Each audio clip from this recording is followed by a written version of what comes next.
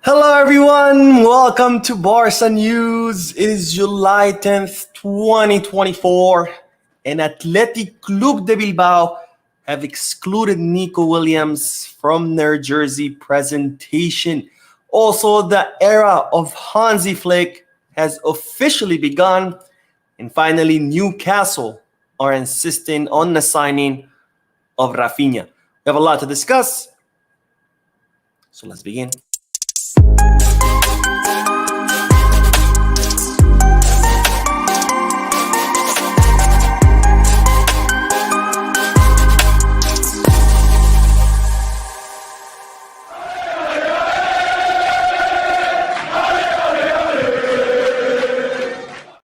Hello everyone, welcome to the channel. My name is Mo and this is the Barca News live podcast, which is on every Mondays, Wednesdays, and Fridays, where not only do I get to share the news with you, but I also get to interact with you lovely people in the chat section by reading your comments out loud, answering your questions, and getting that discussion going. For those of you who will be watching when the podcast ends, I will be putting timestamps in the description and chapters in the timeline in case you do want to skip through that discussion. Now, having said all of that, make sure to hit that like button, subscribe to the channel, and drop a comment. If you are looking for any Barcelona jerseys or merchandise, make sure you hit the Kit Bag. And if you are looking to place any sports bets, make sure you hit the Bet Us. Both links for Kit Bag and Bet Us are down below in the description. Now, let's kick off with the news, more specifically with coverage of the Euros, as we've been doing throughout this entire tournament, because today, England defeated the Netherlands 2-1.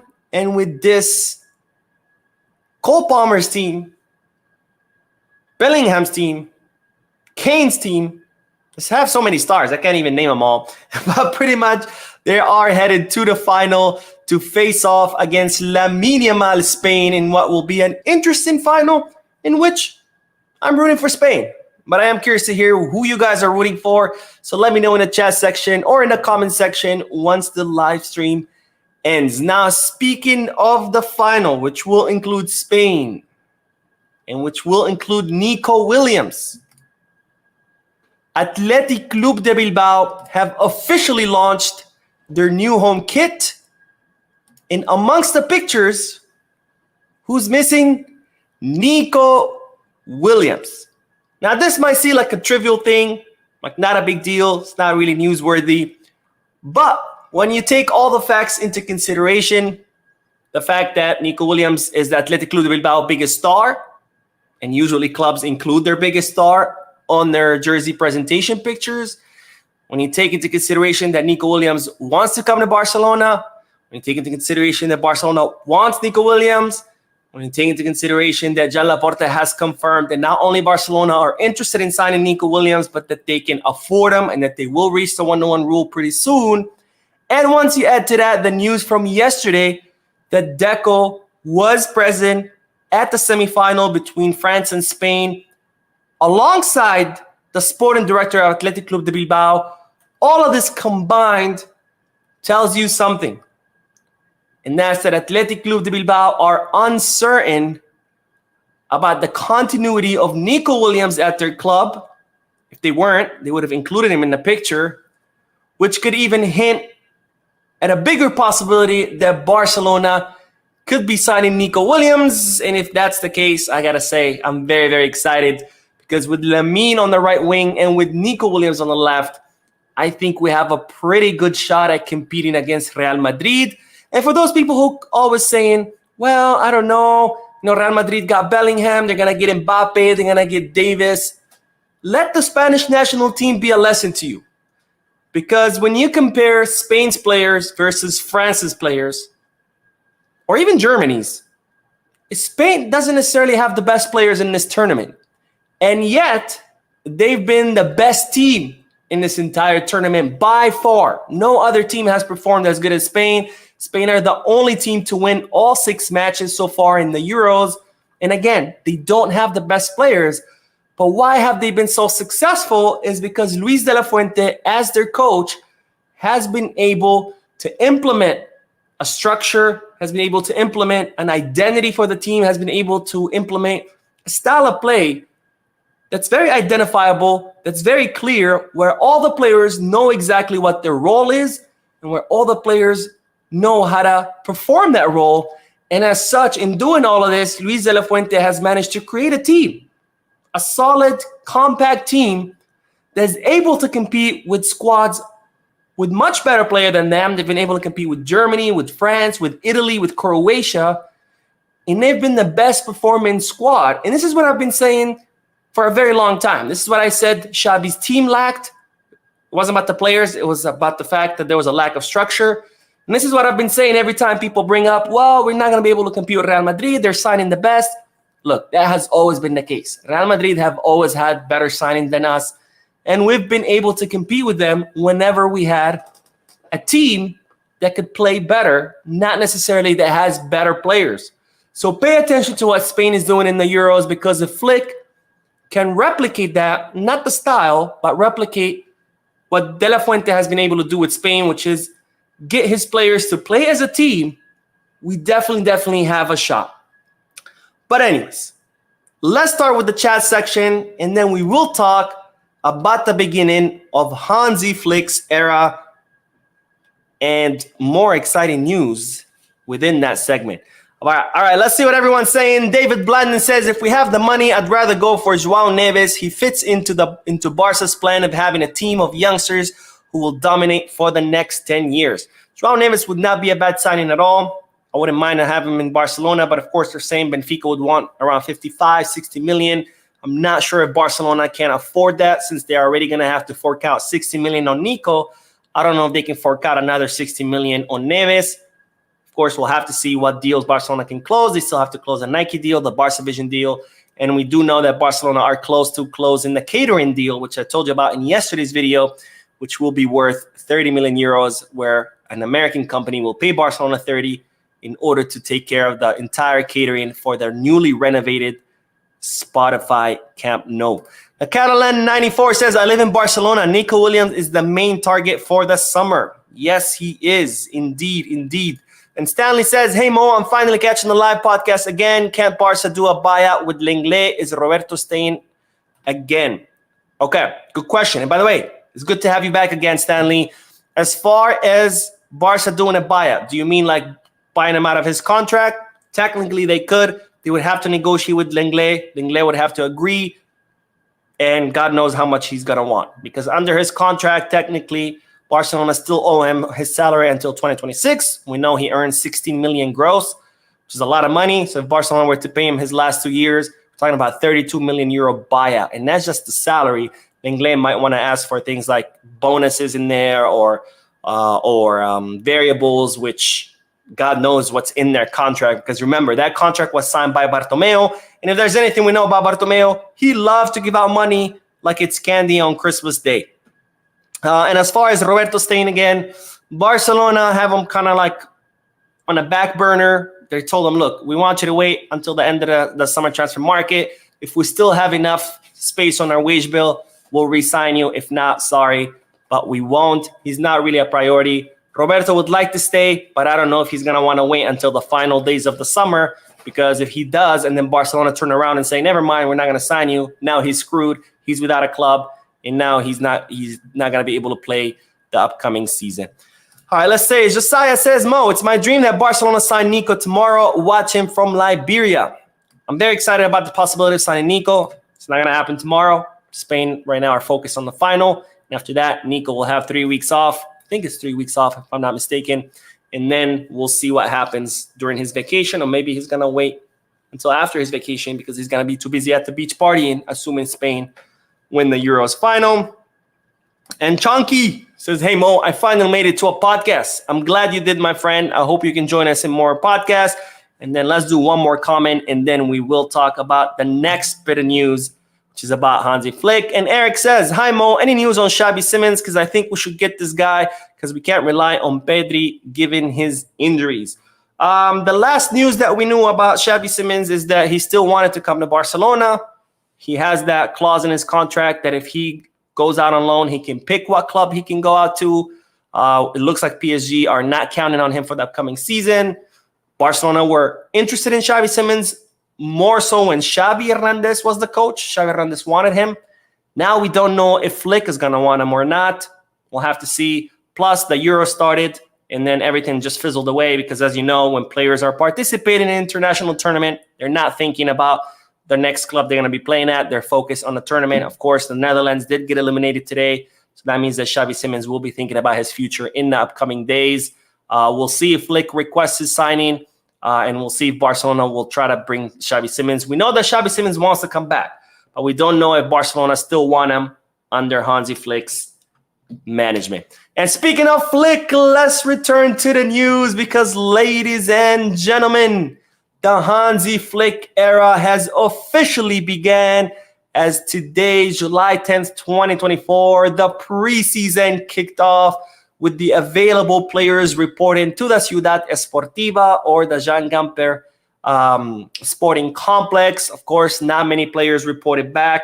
There's still players in the Euros. There's still players in Copa America. And even those who got eliminated, they're still on vacation. So only a few players reported back. We had Gabi. We saw Gabi, Pablo Torre, Lenglet, Oriol Romeo, Iñigo Martinez, Frankie de Jong, and then a bunch of Barca Athletic players. I guess Casado is now a first-team player, so we can count him as a first-team player. But not a lot of players reported back, but those available did report. And then, of course, they did undergo the medical exams, which is the norm at the beginning of each season. A club does medical exams to make sure that the players are starting the season healthy. And speaking of the medical exams, there is a little bit of concern about Frankie de Jong's ankle. As you know, Frankie de Jong injured his ankle at the end of the season. He thought he was going to be ready for the Euros. He was ruled out of the Euros because of his injury. We thought he was going to be fit for the preseason. It looks like he's not going to be fit on time. And today, Barcelona released a video of, the players undergoing medical exams. And this is the screenshot of one of the images from the video. And I'll make it bigger. But take a look at Frankie de Jong's ankle and compare it to the one next to it. So I guess it's his right ankle. Compare it to the left ankle. Still looks pretty swollen. And it looks kind of even deformed even, which has raised the alarms a lot with people saying, how serious is this injury? And when will Frankie de Jong be healthy again? Hopefully it's soon. I wish him a speedy recovery. But man, this picture just does not look good. And I am curious to hear what are you guys' thoughts. Do you think maybe this is just a little bit of inflammation? I mean, he is standing on it. He's putting pressure on it. He doesn't have a boot on. He doesn't have any crutches. So maybe it's not as bad as it looks. I don't know. I'm not a doctor, but I am curious to hear you guys' thoughts. So let me know in the chat section or in the comment section once this ends. What do you think about these images of Frankie de Jong's ankle? Now, today, after the medical exams, there were 2 training sessions scheduled. It was supposed to be a double session day. The players did report to the first session. However, the second session was canceled due to extreme heat. Now, it seems that Barcelona are going through an extreme heat, or at least what they consider as extreme heat. I guess it was 30 degrees Celsius, which I'm from Vegas. That's like a fall day. I don't know. Apparently, it's extreme heat for people who live in Barcelona. So therefore, the second session was canceled. As we know, there was 2 double sessions scheduled every day from here until Sunday except Saturday. So double session Wednesday, double on Thursday, double on Friday, 1 on Saturday, and double on Sunday. But today, the second session was canceled due to the extreme heat. And at this session, guess who was supposed to be at this session? Ladies and gentlemen, and this is breaking news, but Thiago Alcantara was supposed to be present at the second session. And you might ask, why the hell would Thiago Alcantara, who just announced his retirement from football, be present at the second session? And this is where the news comes in. But ladies and gentlemen, Thiago Alcantara has agreed to join Hansi Flick's staff as one of his assistants, but only on a temporary basis. As we know, once Alcantara announced his resignation, Hansi Flick contacted him to try to convince him to join his staff. He thinks he'd be a great addition because A, he speaks fluent German and Spanish, so he can translate the concepts from Flick to the players. He's Alcantara also someone who came up through the academy, so he knows the ins and out of the club. And finally, Flick does see some potential in Thiago Alcantara as a coach, so Flick called up Alcantara, try to convince him to join his staff. We know that yesterday Thiago Alcantara was spotted at the Ciudad Esportiva meeting with Flick. Today he was spotted again meeting with Flick. And now it's reported that he has agreed to join Flick's staff, but only on a temporary basis. So it's only going to be for a few days, maybe a few weeks. He just wants to help Flick get started, kind of like translate the concepts from German to Spanish to the players. And then, he wants to spend some time with his family. He's just retired. But it's reported that Flick is not quitting. Flick wants to convince Thiago to join his staff on a permanent basis. They say that the initial talks were positive, but Alcantara is still kind of hesitant. But who knows? Maybe a few days of working with Flick might end up convincing him. We'll have to wait and see. But just know that Thiago has agreed to join on a temporary basis Hansi Flick's staff. All right, let's go back to the chat section, and then we will talk about Raphinha and Newcastle's interest in the Brazilian player. By the way, speaking of Brazil, well, not Brazil, but speaking of the Copa America, tonight it's going to be Colombia versus Ronald Araujo's Uruguay. An excellent semifinal. We'll see who's going to face off against Messi's Argentina in the final on Sunday, which is the same day as the Euros, if I'm not mistaken. 2 finals on one day. What a great time to be alive, guys. But all right, let's see what everyone else is saying. Daniel says, I'm Daniel Rufald's phone Libra. A Spaniting, a share for Barcelona, an IO share for Speed. I love my boy, love me, you're mad. Any rest of players, my greetings today. Then we'll be England in... I'm not sure I understood what you're trying to say, but thank you for watching, and thank you for your comment, my friend. And Yami says, hey, Mo, glad to join the live today. I have missed it a lot, been watching them, though. Thank you, my friend, for being back in the live. I hope we can see you more often on the live streams. And GT Maestro says, hey, Mo, trust you are good. I hate you for shaving off. I love a bearded Mo. Save the scoreline. Spain 2, England 0. It's hot out here. It's hot out here. Not hot enough for me to cancel my training. I still train. But, not having a beard, I like to switch it up. I've had a beard since I was a teenager. So I decided, switch it up a little bit. But I'll go right back. Sometimes I go through phases. All right, let's see. Mickey says, hey, Mo, I heard that Nico Williams has agreed on personal terms with Barcelona. Is that true? Not true. He does want to come to Barca. Barcelona do want to sign him. Nico is focused on the Euros. No talks are going on between Nico and Barcelona. Ross says, Mo, Yamal was blessed by His Holiness Saint Lionel Andres Messi like John the Baptist blessed Jesus. I think so. I think when Messi baptized Lamine Yamal, or at least in the pictures, he baptized them. I think he passed on some of his magic to Lamine Yamal, because what Lamine is doing at 15 years old, or 16 years old, not 15, is absolutely mind-blowing. He's definitely a generational talent, undoubtedly. If he continues on this trajectory, he will definitely be amongst the greats in history. But of course, let's hit the brakes. He's only 16 years old.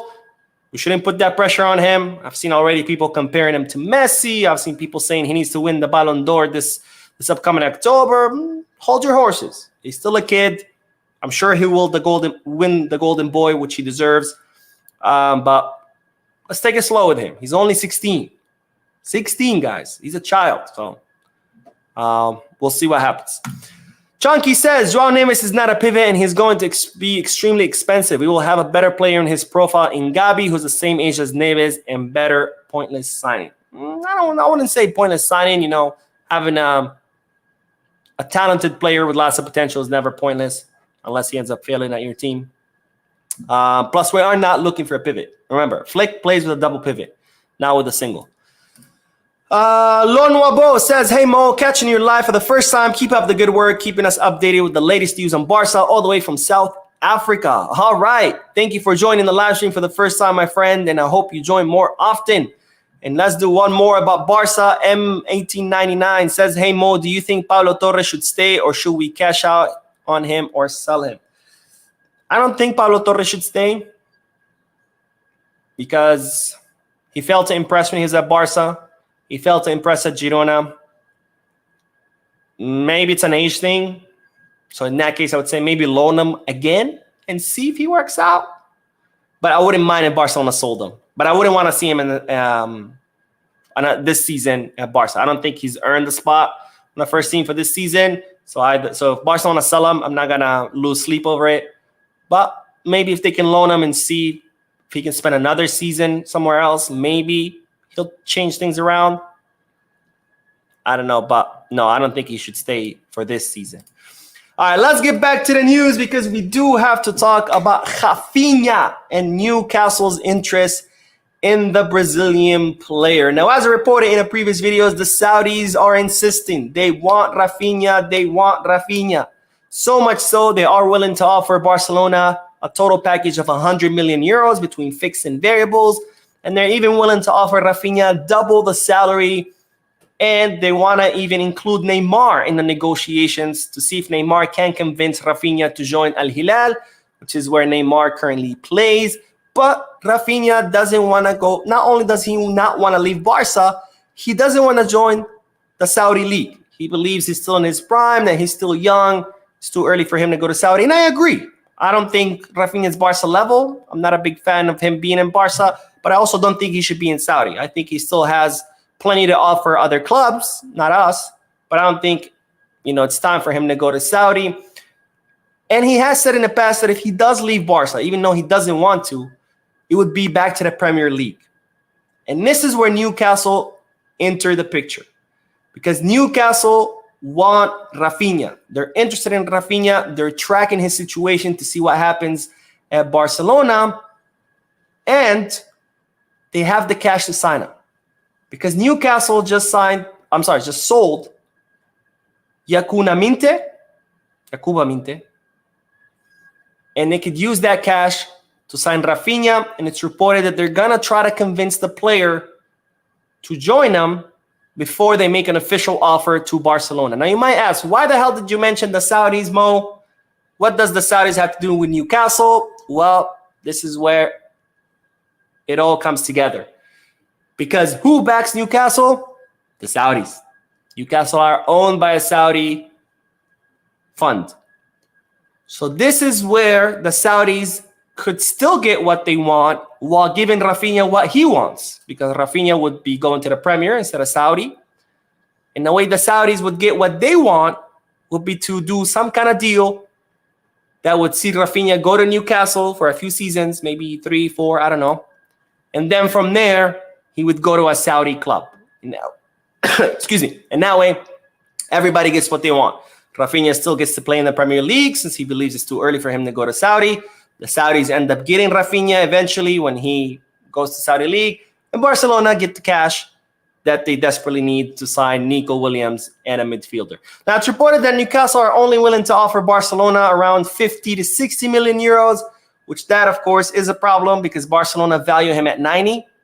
I don't know how. I don't think Raphinha is valued at 90, but maybe because the Saudis told them, hey, we'll give you 100. Now, Barcelona are thinking, oh, he's worth 90. I don't think he is. But anyways, so 50, 60 million, they're saying it'd be too low for Barca. And plus, again, Raphinha wants to stay in Barcelona. But just know that Newcastle are interested. They want to convince him. Now that he's been eliminated out of the Copa America, there is a chance that Newcastle start conversations with him. And who knows, maybe they'll be persistent enough to convince the Brazilian to leave Barcelona. All right, let's get back to the chat section, and then we will do the last bit of news, which is in regards to Joao Felix and also Joao Neves. And some of you have mentioned him in the comment section. And Gio says, hey, Mo, any update on Xavi Simons? I just mentioned Xavi Simons at the beginning of the live stream. I don't want to be repetitive. Victor says, Yamal drops a little more on his inside with the national team. If he could do that more back in Barca, he's going to put some crazy numbers and great goals. Indeed. Coach Carter says, hey, Mo, I finally joined the podcast today, watching from smiling coast of Africa, the Gambia. Thank you, my friend, for joining, and thank you for your comment. Let's see. And Java the Hut says, who will be better for the team, Musiala or Wirtz, and why? Ooh, my friend, you got me. That's a difficult question. Musiala or Wirtz? You're killing me, my friend. You're killing me. That's a difficult question. I would I would love either, and neither is going to happen, right? Bayern are not going to sell Musiala, and if they do, it's going to be for something ridiculous like 150. And Wirtz, they're saying Bayer Leverkusen want like 120. But I wouldn't mind either, to be honest. I don't know if I could choose one over the other. Either one would be a blessing, but none of them is happening anyway. And Not the Gamer says, Wazimo, thanks so much for responding to my message on Insta. Any news on players departing besides Raphinha and Ferran? Well, Raphinha is not confirmed, right? Raphinha wants to stay. Ferran wants to stay as well. So we don't even know if the two are going to leave. The two might very well end up staying at Barcelona. As far as departures, we know that Oriol Romeo wants to go back to Girona. Barcelona want to sell him to Girona, but Girona are saying we're only going to take him back if he's on free.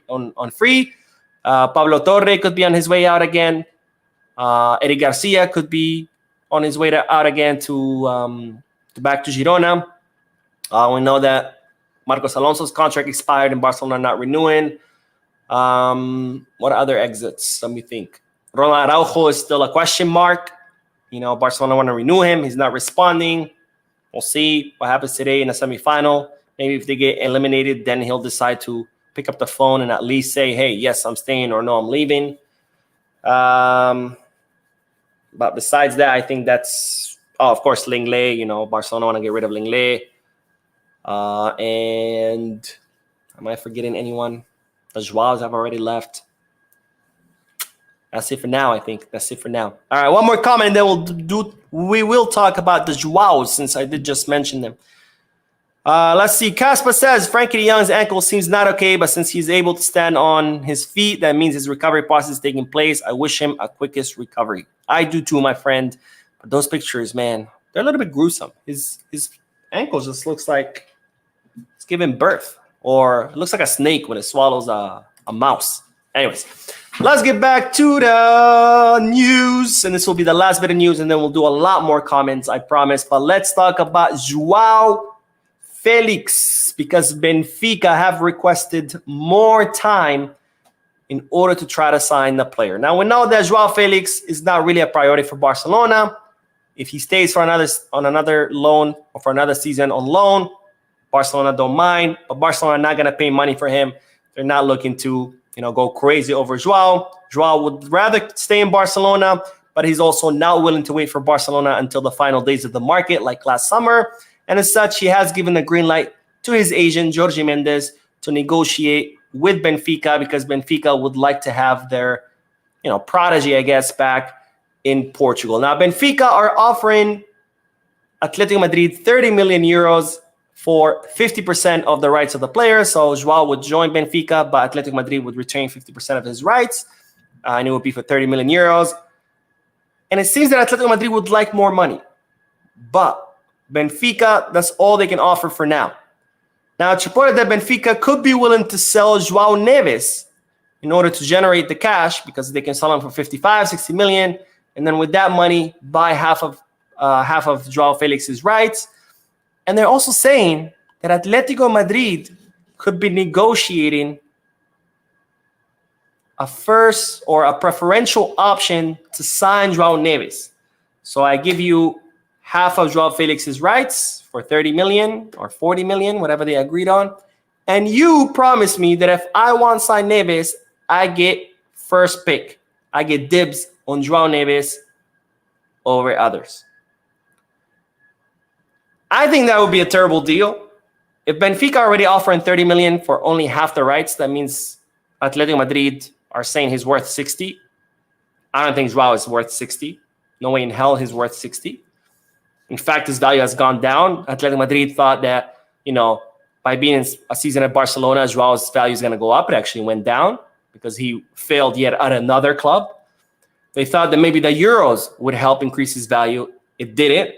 His value sunk even more. So I don't think he's worth 60 million euros. And I definitely don't think he's worth 60 million plus dibs on Joao Neves. But maybe I'm crazy. Anyways, what's the conclusion on all of this? Conclusion on all of this, that Joao Felix continues to get further and further away from Barcelona, because, again, Barcelona are only going to take him on loan. They're going to wait until the final days of the market. But it looks like he could be headed to Benfica unless those negotiations completely break down. And then Joao stays at Atletico. Atletico get desperate, and then they tell Barcelona, fine, you can take him on another season loan, because that's the only way he's going to come back to Barcelona. And like I've said many times, please don't. Go to Benfica, whatever the hell you want to go. Just don't come to Barcelona. All right, that's all the news for the podcast. So let's do more comments, and then we will continue. And then we will end the podcast, not continue, because there's nothing more to continue. But CD says, "Hi Mo, how are you doing? My name is CD from Gambia. I always follow your news. I'm a big fan of you. Thank you, my friend. Thank you for your comment and for supporting the channel." And Elias says, "We should take caution with Yamal play time. We don't want to burn him out. Once he gets injured, we could see him become like Pedri or Ansu Fati." I agree. We should definitely be careful with him. Especially that since he played pretty much every match in the Euros. Hopefully he can take a long vacation and then come back to the preseason and then, rotate him at first at the beginning of the season just to give him some rest. I'm sure Hansi Flick is pretty capable of rotating his players, as we've seen in previous teams. And Sine says, "Hi Mo, my name is Sine Kabia. I am from Sierra Leone. I hope this is the best time for we winning more trebles." Let's pump the brakes a little bit. We just got a new coach. He's going to implement a completely new structure, completely new style of play. So it's going to take time. I'm not expecting to win anything this upcoming season. Definitely not a treble, which only happens very, very rarely in sports. Let's see. Martin says, "Flick needs and can use the present squad, so Raphinha is going nowhere. End of discussion."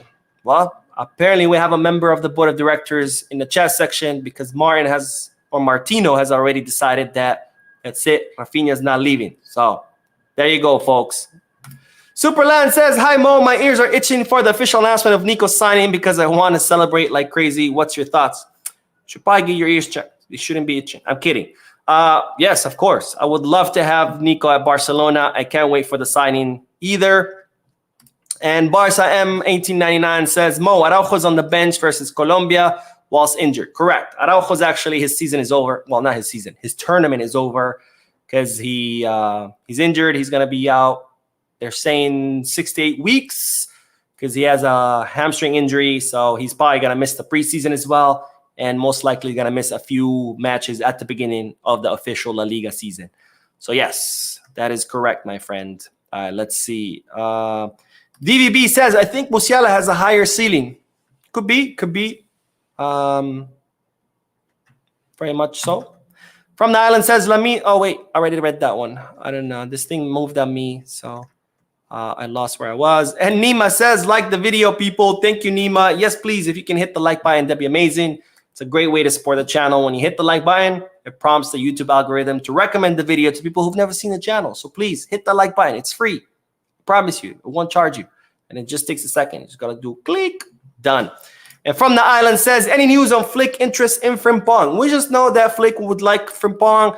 We know that Frimpong would cost around 40 million, but that's about it. Right now, Barcelona's number one priority is to close the Nike deal, to close the Barca Vision deal so they can reach the 1-to-1.